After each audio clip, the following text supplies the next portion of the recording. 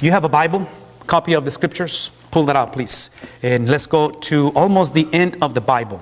If you notice on the screen, you have week number 10. It's been 10 weeks since we launched this journey into the book of James. And James has been a very convicting book personally, and today is no difference. This brother was brutal. And I read the scriptures and I'm like, no wonder you ended up like that. Meaning he got killed, he got murdered. He was stoned to death based on history, not the Bible, but history. He's going to get stoned to death just like his older brother. This is a half-brother, younger brother of Jesus. Jesus is the firstborn in the family of Mary and Joseph. Obviously, Jesus conceived by the Holy Spirit, but it is Joseph that takes Jesus and takes the mother after she has been diagnosed and is in the process of giving birth. And Joseph becomes the earthly father of Jesus. And eventually, like every other marriage, eventually they have children. And one of them is James, the one that we're reading about. James is a half-brother of Jesus, and he also is, as he writes this letter, he is an elder, a pastor, a bishop, an overseer. All those words mean exactly the same. He is a pastor of the church in Jerusalem. That's when he writes this. And what I told you for 10 weeks basically is that he's writing this letter of James to the scattered Jews. This is a bad time in world history. I don't know if I told you this, but it's going to be the year 70, right after Jesus. So Jesus prophesies over this. He talked about this, but the year 70 after Jesus, we can potentially say that the first Jewish Holocaust takes place. 1.3 million Jews will be executed by the Roman government in the year 70 after Jesus. That is the destruction of the second temple. Remember the first temple, Solomon, the year is 586, destroyed by the Babylonians, way before Jesus' time. And then we went through the book of Nehemiah several months ago, and it is Nehemiah who helps to rebuild the walls of Jerusalem, but there is also a movement of the rebuilding of the temple that was destroyed. Zerubbabel is the guy that leads the project of the second temple. So when Jesus is born, he's born into the second temple.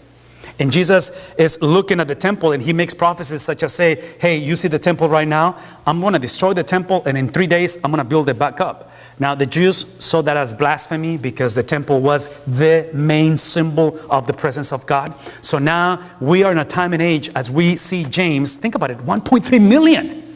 Reynosa has what? A little bit over 1 million? Can you imagine like Reynosa gone tomorrow? Like gone. That's what happened. And see, this is the context of our reading. So I just want to make a little, fairness to the Bible when you read this. So James has been speaking to us for, now 10 weeks. And the conversation ended last week basically saying that these churches, like churches in today's culture, they were dysfunctional. They had bad leadership. They had bad experiences. There was sin going on and people looked the other way on sinful things. There is confusion. There is, it's just broken. It's a broken context, which again, it reflects our context today, obviously, just because I'm not putting down the church. It's just because anytime that you and I get involved, things get messy. Is that true? Anytime, whatever you touch, whatever you get involved in, it gets messy. Whatever I get my hands on, it's a given. It's messy. Whether it's intentional, unintentional. Well, that's the context of this. So there's a lot of confusion. And last week, James made some clarifications. James explained to them that this people, this Jewish, this Christian people, they had agreed upon what Jesus said. They did not agree on what Jesus meant.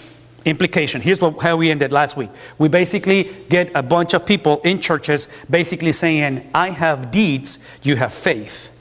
And then some people say, well, no, I have faith, you have deeds. So there is a distinction, a dichotomy, a divorce between people who believe in Jesus, but their behavior was not reflected on Jesus. And then you have a bunch of people who were so legalistic, they were so uprighteous, they were so, driven that they have never known Jesus, but they really did a lot of good things. So what do you do with that? James brought us last week again and put it all together and basically said, faith without works is basically non-existent. It's no faith. And I've given you my pictures of, currency from Belarus, which is, it's not that it's it's not that it's fake money. It's money. It's just not helpful in the United States. Because I told you, I went to Belarus, I went to Russia, came back, I had several bills from Belarus, and I just cannot exchange that money even as I speak today. So it's still money, it's currency, it's just not helpful. So anytime that you separate your faith from your deeds, anytime that you separate your doctrine, your thinking about God, and your belief from how you treat one another, it's like that money. It's not helpful. It's not helpful. Then the other picture that I gave you was the funny money. Remember that monopoly? That some people think that they have faith and they don't have faith. So here's how we close. Here's where we're going to go for the next few minutes. We close basically saying this. Be careful. Be careful that you do not settle for what the Bible describes as the floor and you make it the ceiling. Make sure that you do not take the foundation or the beginning of the journey and make it the goal. You got to be careful with that. And what does that mean? That means that basically make sure that the goal is not that you put your trust in Jesus. The goal is to embrace the faith of Jesus. What does that mean? That means that you don't get to define what faith is. I don't get to define what faith is. I don't get to define what does it mean to trust God. Then because of that tension or dispute between the Christians in this time in history, that's how they created faith separated from works. So this is what we said last week. This is where we're going.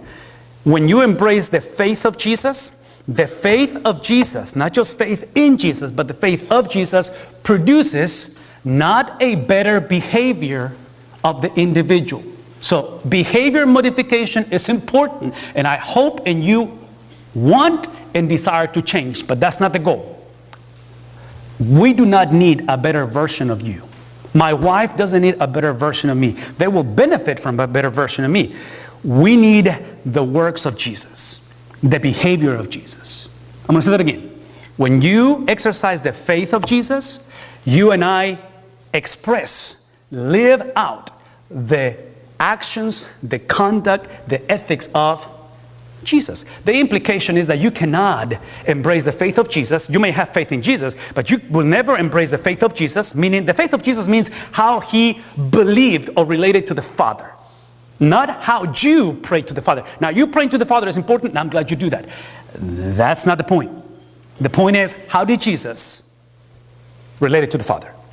Because that reflected on how Jesus satisfied the Father. You get the point of the story? Is the Father, right? That's the point. It's not you, it's not me, it's not us. What's the point? The point is the Father. So, faith of Jesus, works of Jesus. And today, James is saying, the words, the speech of Jesus. Now, obviously, you don't have to wonder what Jesus said, right? It's right here. So let's talk about that for a moment. Now, why is this important? I'm glad you asked, because we're going to go talk about this for a moment. When you bring the faith of Jesus, plus the works of Jesus, or the behavior of Jesus, plus the speech of Jesus, the Bible, when you put them together, that's what describes your true spirituality. That's who you really are. That's your character. And I'm bringing this up to you because I have to do this. I love to do it. I have to. So here's what I need you to do. This right here is a misrepresentation of the gospel. I know people mean well. I know social media means well. That is pure and adulterated. It's from hell. This is from hell.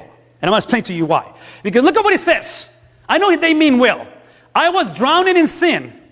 To which I want to say, no. Before Jesus, you were dead in sin. You see the difference? When somebody's drowning, that means that they're still alive. Based on the scriptures, without Jesus, you're not alive. You're dead. The Bible describes three different types of deaths. Just follow me for a moment. The first one is what I am arguing right now, which is a spiritual deafness. Everyone is born spiritually deaf. You were not born with a desire to seek the Lord. That's not you, that's not me. The second death, which more than likely everybody's going to go through it unless Jesus returns before, is the physical death. Painful, difficult to process. And I'm 44 now, so I'm half death already, I guess. I don't know. So that's the second death. All right? The third death, which is the one that I hope you will never experience, is what is called eternal death. And this is the death that people without Christ, when they get the second death and they never receive Jesus, they will experience in hell. So I'm going to say it again. Spiritual death, everybody is born here, death. You come to Jesus and you're brought to life spiritually, then physical, and then eternal. What we're describing right now is when we read something like this, is I was drowning in sin.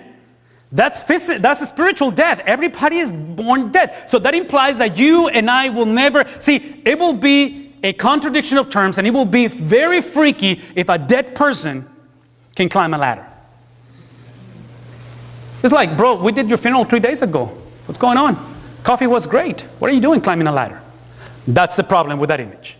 So you're not able to climb the ladder. Now, the other thing that you cannot do is do this. You spiritually, you were never bloop, bloop, bloop, bloop, drowning, and then like in the Titanic, the hand comes and says, come with me. Come back. No. Dead people doesn't produce bubbles. Is everybody tracking on this? This is the image that someone is like, oh, there is God. Oh, almost got divorced. No. You're dead, bro. I'm dead. There is no hope for me unless Jesus shows up. And here's the implication. Jesus only shows up when you see yourself for who you really are. I've always told you before, the good news of the gospel begins with bad news. What's the bad news? You're dead. You're an enemy of God. You're not just a bad person. Before Jesus, you sin and you found pleasure in sinning. That's why today, if you're sitting in this place and you have no remorse on what you've been doing, whether it's secretly or openly, and you have no problem doing it, you probably, and I know that's not popular, but you probably are not saved. See, saved people is still sin. We just have this conviction. We just have this thing that just kills us in the inside, that I'm not supposed to be doing this. Everybody tracking? So here's the point. Your spirituality begins in this condition. Everybody begins the journey here. And what is happening is, again, James is helping us to understand that many of the people in the churches, they thought that they could begin the conversation either here or here. If you are the type of person that you've been in church long enough, my invitation, my plea, I think of my 3 kids. I mean, I have a 14, 16, and 18, and they were born into a pastoral household. All that they know is churches, all that they know is ministry, all that they know is this crazy father preaching the gospel. Listen to me for a moment. My kids are spiritually separated from God unless they see themselves like this. What does that imply? That implies that my children, my 3 kids, potentially they could think or believe that just by them behaving right, they are okay with God. You are not okay with God, even if you behave good. Remember that there's a guy in the book of Acts, chapter 9, that he is on the way to Damascus with letters from being right, letters from the Sanhedrin, letters from the synagogues, and his name is Saul, and he's on his way to Damascus to do what? To kill Christians and incarcerate them. He was right. He was just dead spiritually. So, would you listen to me for a moment? Be careful, because if this is your theology, you're going to be driven to be right at the expense of being a jerk. See, Jesus called us to embrace truth in love. So it's not an either or, it's a both and. So I want you to be right. You must understand that truth or rightness is a person, not just a statement, not just the avoiding of wrongness or falsehood, but that person named Jesus is reflected not just on being right, but is to be right in love. Does that make sense? Being right in love. So Jesus wasn't just simply right. Jesus was simply God incarnated. He loved the world. He gave his life for us. So in this case, you have a situation where many people embrace this reality and believe on this reality of being dead spiritually. They get saved, but somewhere in the mix, what happens, let me put it this way.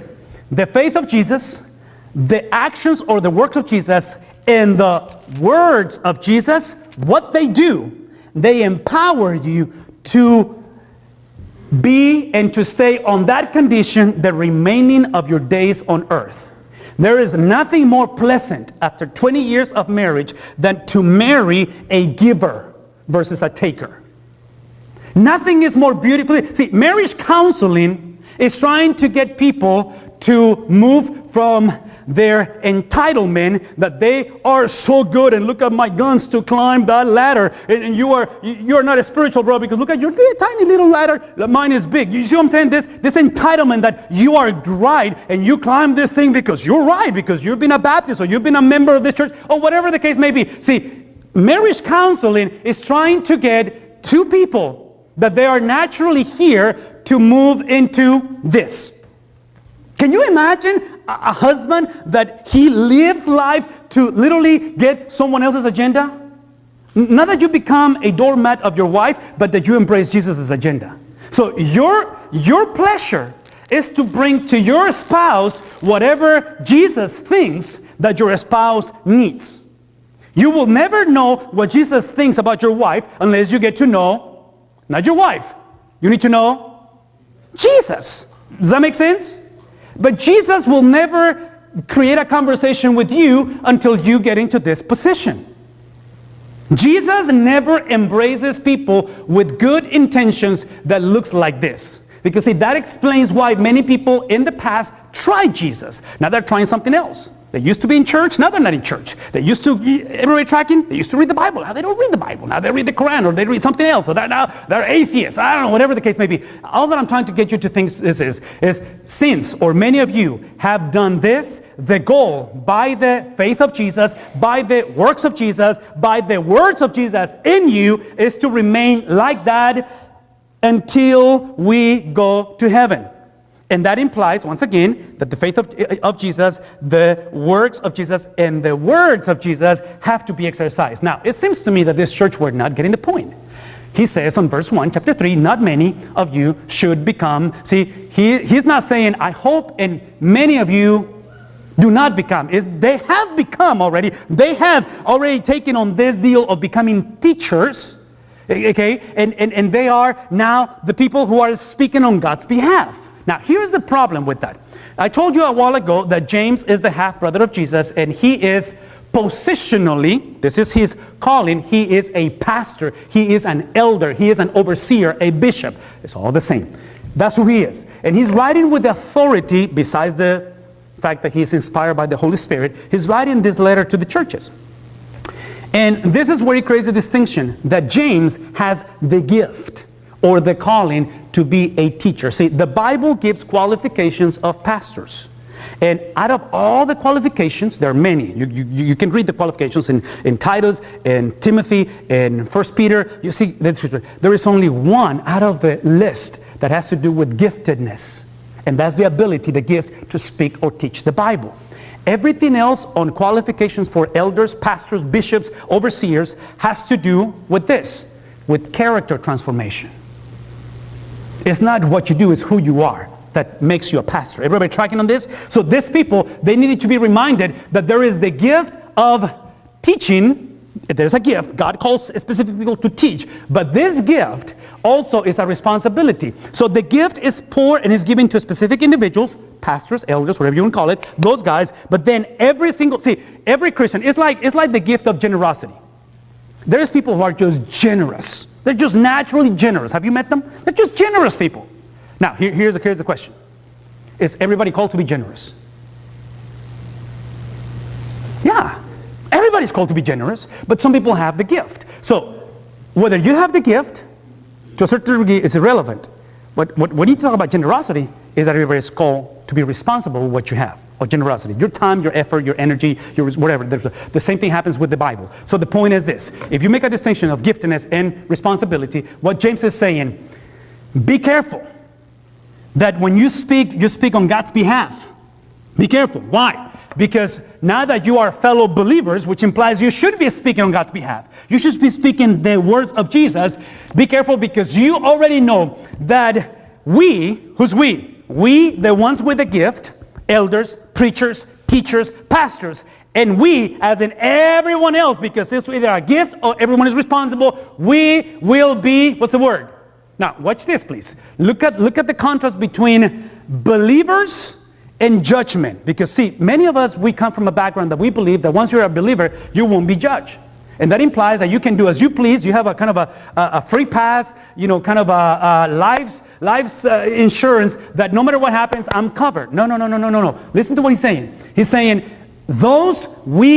us that we speak on God's behalf, we speak the word, now we will be judged more strictly. What is the point? The point is that the New Testament teaches that what happens after the graveside, what happens after you die, whether you go to heaven or you go to hell. Look at me.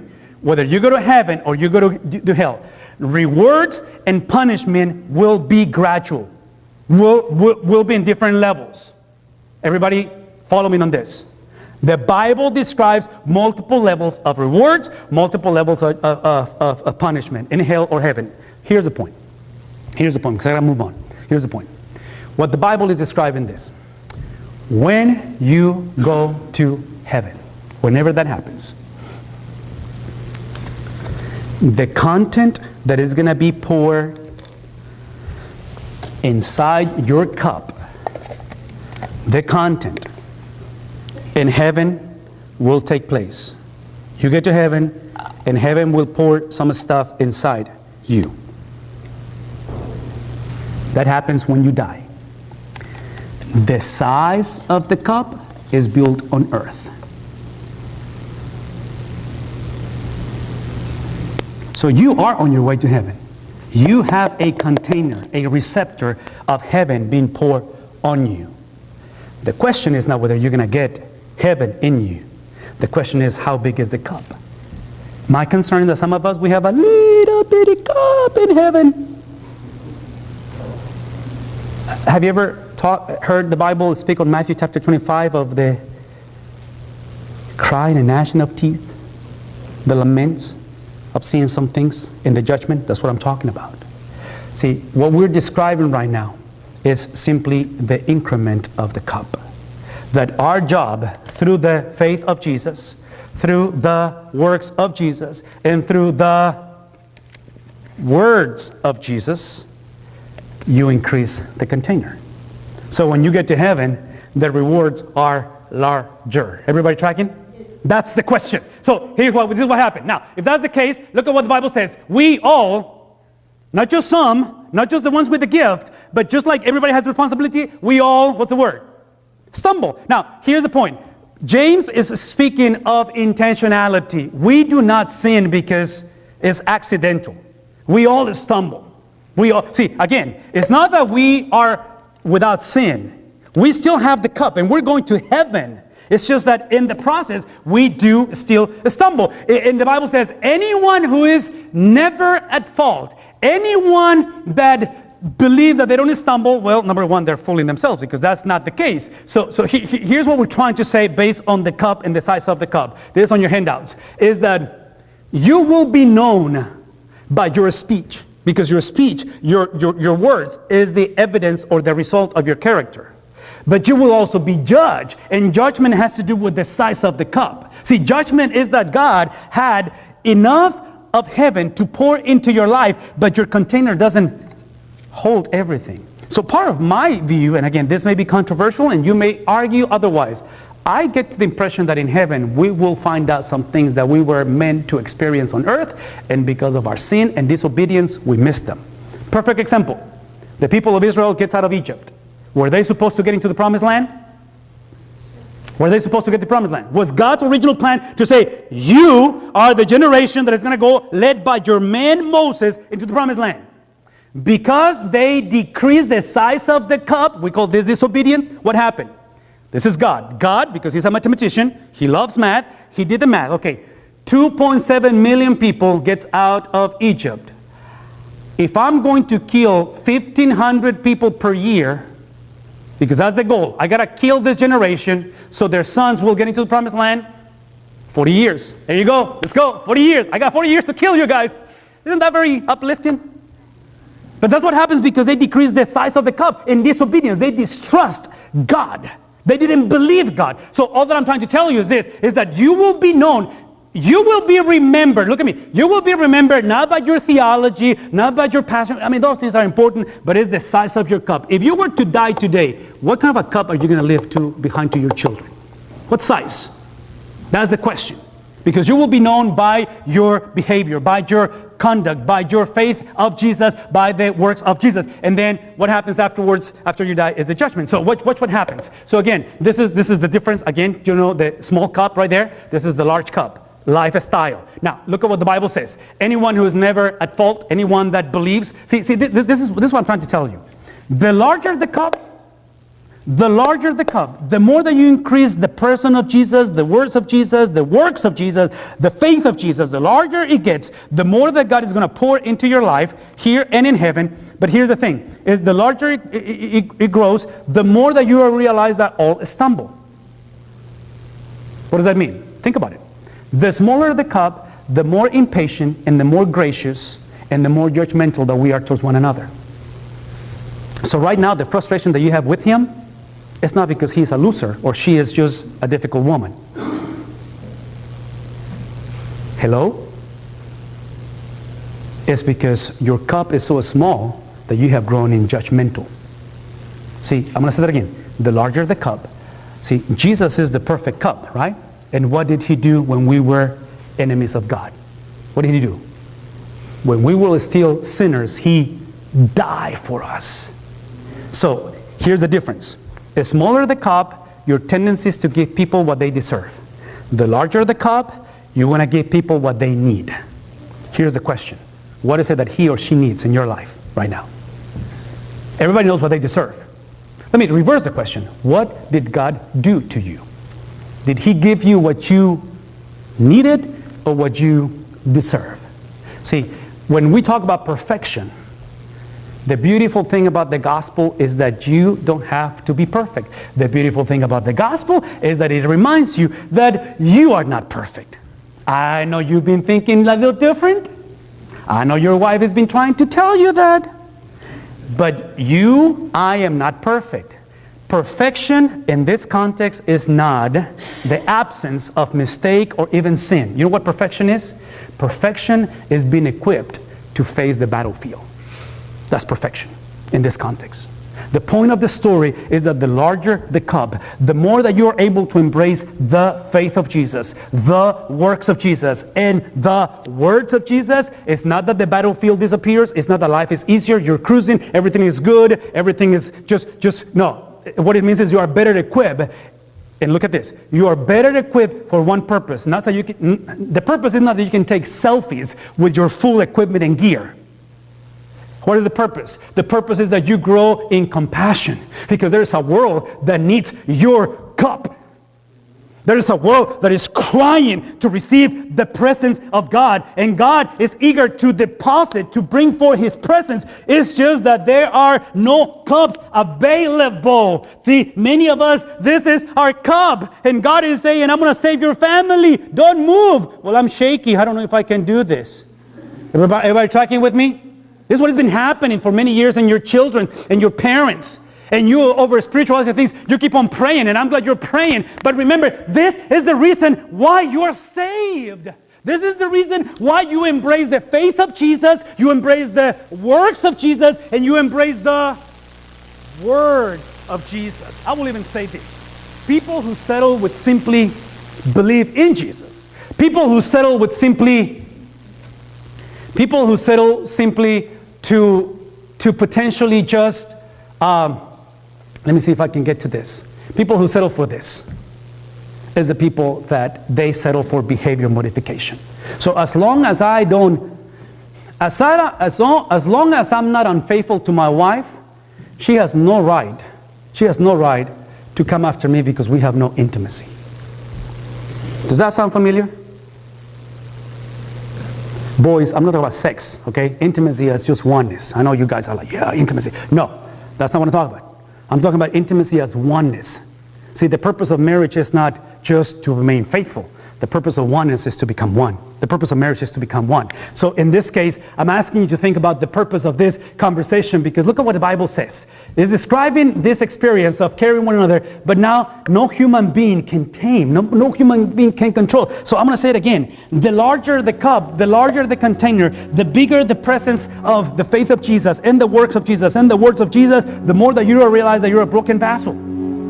Is everybody tracking on this? The more that you realize that you are a broken vessel, the more that you realize that this is a difficult thing for us to experience. Today, I'm just inviting you, as you come into the presence of God, I'm just asking you to look at the results of what's going on. See, anybody that realizes that we are not able to domesticate. See, this is the part that I find it funny, but it's not funny, but it's funny. So stay with me.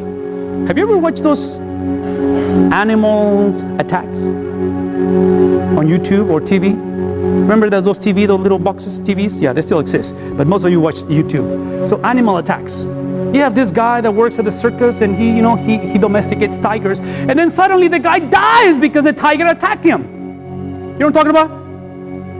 Now, part of me won't say, bro, it's a tiger.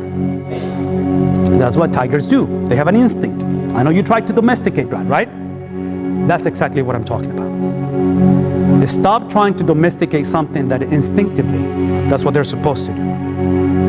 Implication. See, our speech is not naturally the speech of Jesus.